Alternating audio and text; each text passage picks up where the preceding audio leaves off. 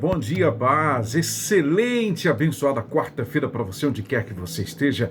Muito obrigado pela sua companhia, pela sua audiência. Chegou aquele momento em que a gente lê aqui um trecho da Bíblia, né, e nós meditamos a partir disso, né?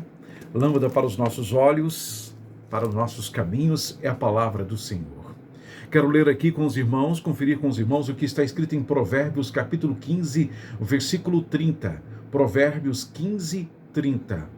Um olhar animador dá alegria ao coração, e as boas notícias revigoram os ossos.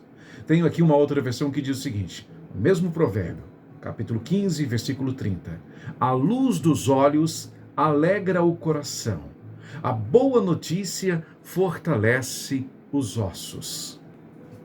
Em tempos de tantas notícias ruins, de tantas notícias terríveis, imagine o impacto que causaria na vida de alguém uma notícia positiva. E aí eu quero que você medite sobre o seguinte: como deve ser o olhar de um cristão? Como deve ser o olhar de quem vê pela fé, pela ótica da fé?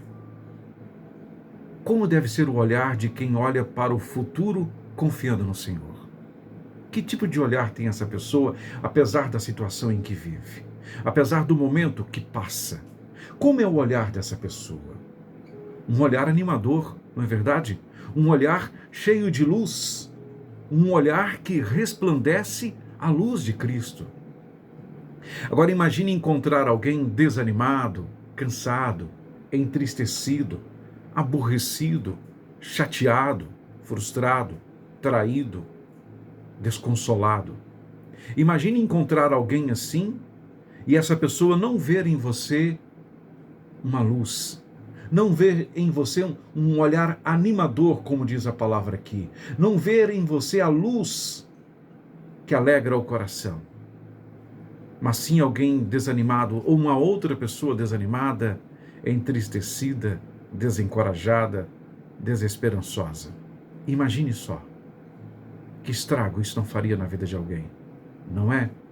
Portanto, vamos nos preparar, vamos ter o cuidado de fazer com que toda e qualquer pessoa que passar por nós, pela nossa vida, pessoas com as quais nós vamos nos encontrar, essas pessoas sejam realmente impactadas, que elas possam ver em nós, em nosso olhar, em nosso modo de falar, uma esperança, uma fé viva, fortalecida, fortificada, apesar da situação, apesar do momento. Uma boa notícia. Tem uma boa notícia na ponta da língua. O mundo está cheio de más notícias e de gente que propaga más notícias. A palavra diz que as boas notícias revigoram os ossos, revigoram o corpo, dá ânimo, dá vontade de viver, de vencer, coragem para enfrentar, para continuar sonhando. Não seja você a pessoa que vai lançar a última pá sobre os sonhos de alguém. Não, de maneira alguma, não seja você essa pessoa.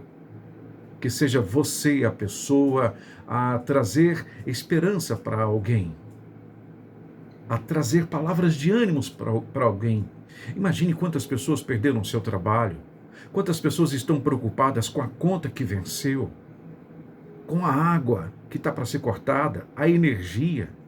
E você chega lá com uma má notícia, mais uma má notícia. Leve uma boa notícia, seja portador de esperança. Ajude essa pessoa a pensar numa solução. Se você não tem um recurso material para ajudar, que você ore por ela, ore com ela. Ajude a pensar numa solução. Tenha um olhar positivo para as coisas.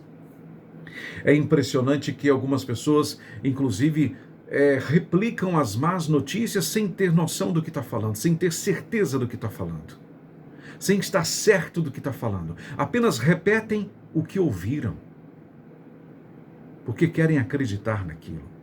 Muito cuidado, meu irmão. Já tem gente demais preparada para trazer má notícia, para fazer com que as pessoas se sintam mais cansadas, mais desoladas.